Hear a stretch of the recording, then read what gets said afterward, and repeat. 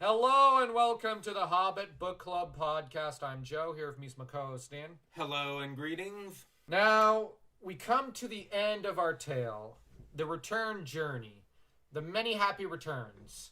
As Bilbo wakes up in chapter 18, he's pretty much on a place called Ravenhill, and he seems to have been a little concussed. On page 333 and 334 of my edition here, we get the tragic death of Thorin Oakenshield, or Thorin the Second, King Under the Mountain. This is a bittersweet thing because Thorin dies, as Yoyston puts it in his epic history of Thorin. He dies full of the same honor and bravery that he exhibited throughout the quest. Mm-hmm. And when it came time to become king and lead his people in exile. But the problem is, he had to rediscover himself just before he died. And oftentimes, many noble men do fall from the right path and only find themselves in their last moments. Now, it's not too late in that moment because, they save their souls. But on the other hand, it's tragic because think of the good that could have been meted out throughout their lives if they had just stayed the path. And that's really the tragedy of Thorin Oakenshield here. I got choked up when he, as well as Philly and Killy, were also confirmed amongst the dead. Oh, yeah. I think Philly and Killy's deaths really affected Thorin. Because those were his sister's sons, and he was really attached to them. But the thing is, they'd perished trying to defend him. And he has no hope for the old hoard of gold that he once desired so strongly. He has no hope for the glory he once longed for. Rather, he has nothing. And the fact that in his dying moments, yes, he apologizes and he confesses, he in that moment realized he would take an adventure with Bilbo 1,000,000 times before touching one single coin of gold. Yeah, from that hoard. What I like is how he says very strongly, "No," said Thorin, because Bilbo says, this was more than I deserved. And there is more in you of good than you know, child of the kindly West. Some courage and some wisdom blended in measure. If more of us valued food and cheer and song above hoarded gold, it would be a merrier world. But sad or merry, I must leave it now. Farewell. Bilbo, of course, breaks down sobbing. And I like how Bilbo says, a mercy it is that I woke up when I did. I wish Thorin were living, but I am glad that we parted in kindness. That smacks of the friendship that the two forged in their adventure. And I think that page comes from a place of knowing on Tolkien's part. Because he had many a bitter farewells over the course of his life. Not all with the dying, but many with the dying. And in a lot of ways, by the time Tolkien was, let me think, about 25 years old in 1917, so about 5 years younger than what I am now, he had endured more losses than I think almost any of us could possibly understand or grasp. All in the span of a few days. The man knew pain. Like, I don't think almost anyone today knows. But on the other hand, he also knew kindness and bravery, unlike what many men and women today know. Just such a freaking amazing man and writer. And of course, Bjorn came to the rescue in the battle. You have the Eagles who showed up. You've got the Eagles who are essentially the Fifth Army. You just have almost every army or group that they ran into, the company ran into over the course of this novel, showed up for the Battle of the Five Armies. Dane is the one who crowned the Eagle Lord King of the Eagles. Apparently, Thorin is buried deep beneath the mountain, with Bard laying the Arkenstone upon his breast. And I think everyone just takes the attitude that stone is best left under the mountain. Philly and Killy died in the battle. Balin and Dwalin and Dori, that muscle man, Dori, and Nori and Ori and the two pyromaniacs, Oin and Gloin, as well as Biffer, Bofer, and our beloved Bomber, along with Bilbo, all share a chunk of the gold. A 14th share of all the silver and gold is given up to Bard, and I think Dane probably gets a good chunk of it too. Mm-hmm. He did kind of earn it, and Dane agrees to give all the Emeralds of Girion over to Thranduil, or Girion of the Dale, I think. But at the same time, everyone gets their rightful share. Now, with that said, I imagine Thranduil was probably sad to see him go. He takes off a necklace, and I like how Thranduil asks, "In what way have I earned such a gift, O Hobbit?" Well, I thought, don't you know that some little return should be made for your hospitality? I mean, even a burglar has his feelings. I have drunk much of your wine and eaten much of your bread. I will take your gift, O Bilbo the Magnificent, said the king gravely, and I name you elf friend and blessed. May your shadow never grow less, or stealing would be too easy. Farewell. I think Thranduil did speak gravely here, but there's a certain humor there, where he's like, okay, I'll accept the gift, if reluctantly, and Bilbo just sees it as, well, you deserve another treasure. You know, you pulled through. Thranduil has one of the best arcs in this book. He goes from greedy for the treasure himself to shocked by the suffering of the people of Lake Town to wanting to do the right thing to basically, he goes from pretty much an antagonist to a heroic king. He goes from the Shadow King archetype almost into the heroic king archetype, which we'll probably have to do a separate video on that at some point as part of the Hobbit podcast at some point, but I just love Thranduil's development.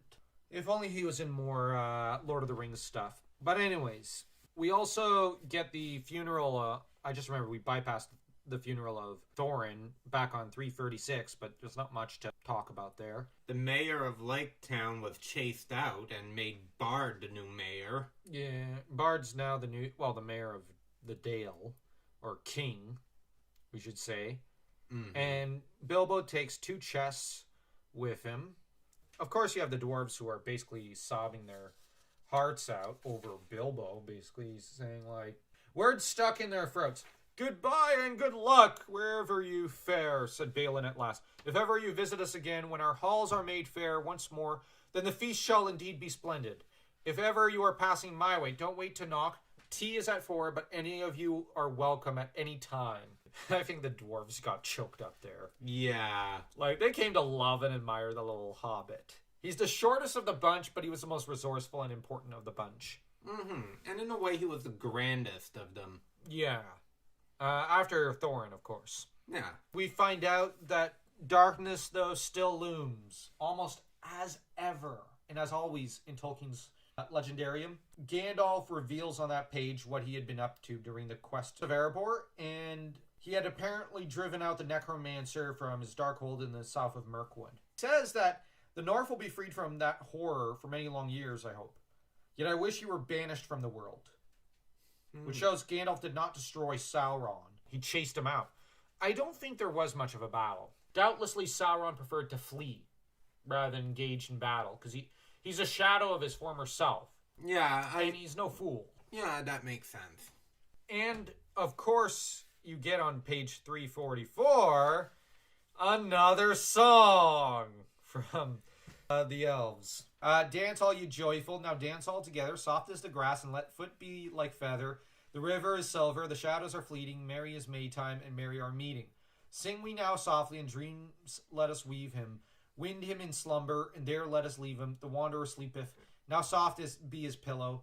Lullaby, lullaby, alder and willow. Sigh no more pine, till the wind of the morn. Fall moon, dark be the land. Hush, hush, oak, ash, and thorn.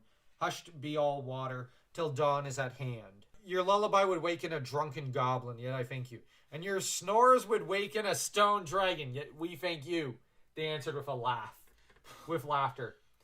Wow. They're sly. The elves are really sly in here. Part of me can't help but think, after having read the Silmarillion twice, there's a sorrow to the humor. The elves are not genuinely deep down a cheerful bunch. They're depressed, and they're shadows of their previous... They're living in the shadow of their previous glory. Yeah. Which is fairly sad. The treasure that was buried earlier, after the defeat of the trolls, is dug up, because Bilbo's earned it Although I think he shares some with Gandalf, because Bilbo's a fairly nice guy. Oh, of course. And we find out that, well, whilst he was, the Grubbs and Burrows decided to auction off all of Bilbo's possessions, with Bilbo's cousins, the Sackville Bagginses, in fact, busy measuring his rooms, and they've already stolen the spoons and silverware. Yeah. And we'll get to your opinion on them in a minute. Bilbo has to chase them out, although plenty of his stuff went missing. Most of his stuff went missing. He has next to nothing left. And he has to spend a chunk of his money just buying his own possessions back and new stuff. To compare them to the latter-day Kender of Dragonlance, the Kender don't mean any harm with their thievery. The Hobbits do. That's the difference.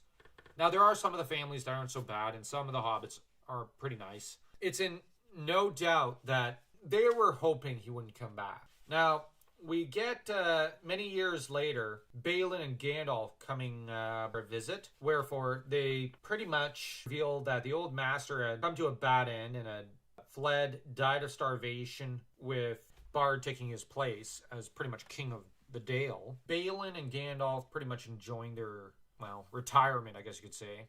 That's pretty much the story of The Hobbit. Now, let's get your opinion on the Sackville Bagginses. Are the Hobbits truly worth it if they were willing to do this without confirming his death? But it's been a year. Regardless, it's like the Sackville Baggins, they were being a bunch of sharks and crows about it. Bilbo, we bonded with him, and we think he deserves the best. He gets home only for that kind of disrespect. Yeah. Like, he shouldn't have to buy all of his stuff back. Yeah, because of the Grubbs and Sackville Bagginses and many others. We're introduced to each one of them individually. Each of the thieves in the Lord of the Rings book. Where they should be tossed down that volcano as well. Yeah, but the thing is, he actually gives them a lot of stuff when he leaves. But he leaves them with a bit of a wordplay that is very Bilbo, very sly. But it leaves them confused for the next couple of years. Mm-hmm. Because he basically tells them, I think it's, I don't like half of you half as much as I should. And I like many of you half as much as I know you. Or something like that. And it's just, you know, what does it even mean? It's so confusing. But the thing is, he mocks them and leaves them just with the impression that he's just gotten the last laugh. Even though he's giving back all the stuff they stole from him. That he bought back from them. Like, I don't know how to put that. But that said, Bilbo's been quite the traveling companion for us.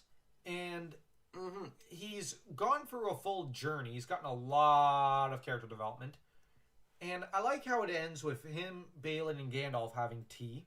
I like that we got to see Elrond a second time. Elrond's always a welcome sight. Wait till you get to reading the Silmarillion during our book club podcast for that, Dan, and you're going to really pity Elrond to an extent, as well as all the other elves. It's the touch of a great writer that can make you get emotional over one of the characters. Yeah, like Thorin? Like Thorin, you getting choked up over Thorin and Philly and Killy, getting upset over the treatment that Bilbo got when he got home. Which, let's just acknowledge, he was gone for a year. Now, that said, the door was locked. They broke in. Essentially, they're burglars too. That said, I remember being 11 and being really furious with them. I ended up complaining to one of our aunts about it, and I went, I can't believe they did that. She just simply shrugged and said, yeah, wait till you read The Lord of the Rings. I didn't finish that. Well, I didn't actually, for the most part, read that till I was 26, and oh boy, was it a great read. And we are going to do a book club podcast on that at some point, but that could take months. It's such a dense story to navigate. Now, it's taken us about a month or almost two to get through The Hobbit. Can you imagine how, let's see, you have about 1,400 pages for The Lord of the Rings and approximately 3 times this length, I think, of The Hobbit almost. This is going to take a while. would you say it's worth it, given how Tolkien writes? Sure. These books can probably be read within a month if you go through them fast enough. But to slow down, to enjoy, and to properly digest and analyze it, it can take that long. Yeah. And perhaps the professor would have preferred us to read it like this, to properly enjoy this world. Yeah, I think he did. And it's such a beautiful world he created, which we're going to discuss more at length in our Hobbit podcast discussions and in our final book club video, which will be the actual book review. So stay tuned. Best of luck to all the men and women of the West. And if you have enjoyed our book club, if it has pleased you and we have entertained you, please do leave a like. You can even comment. And we'd very much hope that you do us the pleasure and honor of subscribing to our channel.